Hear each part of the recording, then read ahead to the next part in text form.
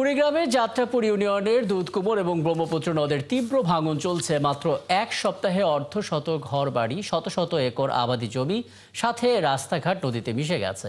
ভাঙনের তীব্রতা বেশি থাকায় মানুষজন তাদের ঘরবাড়ি সরানোর সুযোগ পাচ্ছেন না। ভাঙন কবলিত মানুষ বাঁধ এবং রাস্তার পাশে বাড়িতে আশ্রয় নিয়ে মানবেতর জীবনযাপন করছেন। রাজু মোস্তাফিজের তথ্য এবং ছবিতে প্রতিবেদন।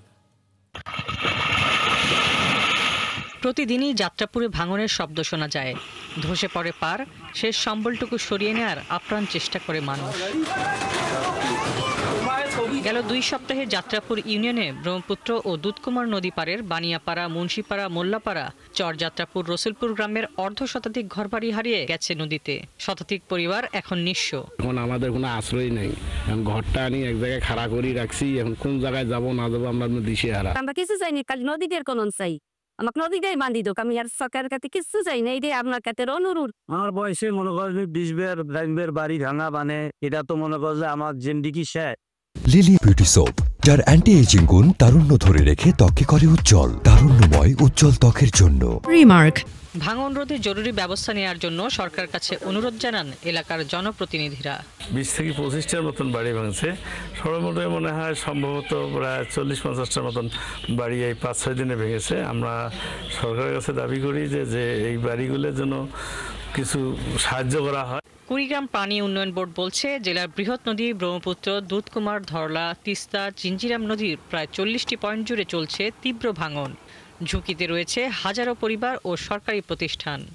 এর বাইরে যেসব গ্যাপ থাকবে সেগুলো আমরা পরিচালন ব্যয় খাতের আওতায় সেন্ট সিমেন্ট জিও ব্যাগ দিয়ে বাস্তবায়নের জন্য বাজেট চাহিদা প্রেরণ করেছি। বাজেট পাওয়া গেলে বাকি কাজগুলো সম্পন্ন করা যাবে। ভাঙন রোধে জরুরি ভিত্তিতে কিছু বস্তা ফেলে বাকি বরাদ্দের জন্য অপেক্ষা করছে কর্তৃপক্ষ। আর সরকারি হিসেব অনুযায়ী গেল 6 বছরে জেলার 9টি উপজেলায় নদী ভাঙনে ভিটেমাটি হারিয়েছে 15,570টি পরিবার। হাসিবা আলী বর্ণা, 71। আরও বিস্তারিত জানতে চাই আমাদের সঙ্গে কুড়িগ্রাম থেকে যুক্ত হচ্ছেন সহকর্মী রাজু মোস্তাফিজ। রাজু, আপনার তথ্য এবং ছবিতে আমরা প্রতিবেদন দেখছিলাম এবং রীতিমতো মানবতার একটা ছবি আমরা দেখলাম। 30টি পয়েন্টে আসলে এই ভাঙন চলছে। এখন পর্যন্ত কোনো সহায়তা পাঠানো হয়েছে কিনা, জরুরি কি ব্যবস্থা নেওয়া হয়েছে এবং যারা আসলে ভুক্তভোগী তাদের জন্য কোনো সহায়তা এসেছে কিনা?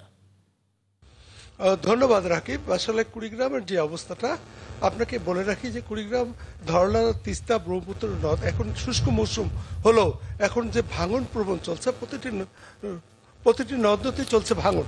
এইসব ভাঙনের কারণে সবচেয়ে ভাঙন হচ্ছে কুড়িগ্রাম সদর উপজেলার যাত্রাপুর ইউনিয়নের কয়েকটি গ্রাম প্রায় ভাঙছে।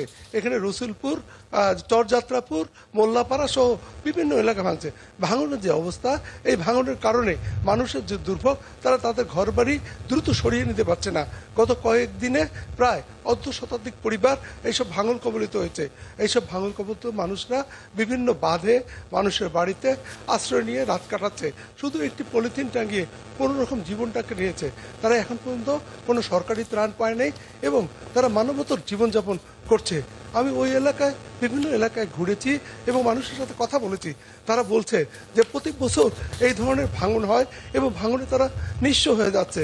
আমাকে পানি উন্নয়ন বোর্ডের যে নির্বাহী প্রকৌশলী তিনি আমাকে বলেছেন এই মুহূর্তে জেলা 40টি পয়েন্টে ভাঙন চলছে।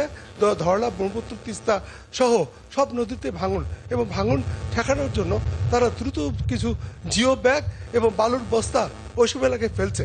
এবং তিনি আরও বলেছেন যে তিনি বিষয়টি ঊর্ধ্বতন কর্তৃপক্ষকে জানিয়েছেন যেন এই ভাঙন রোধের একটা স্থায়ী ব্যবস্থা নেওয়া হয়। আর তা না হলে আরও মানুষের দুর্ভোগ হবে এবং যদি তারা কোনো বরাদ্দ পান তাহলে এই ভাঙনটা তারা রোধ করার চেষ্টা করবেন।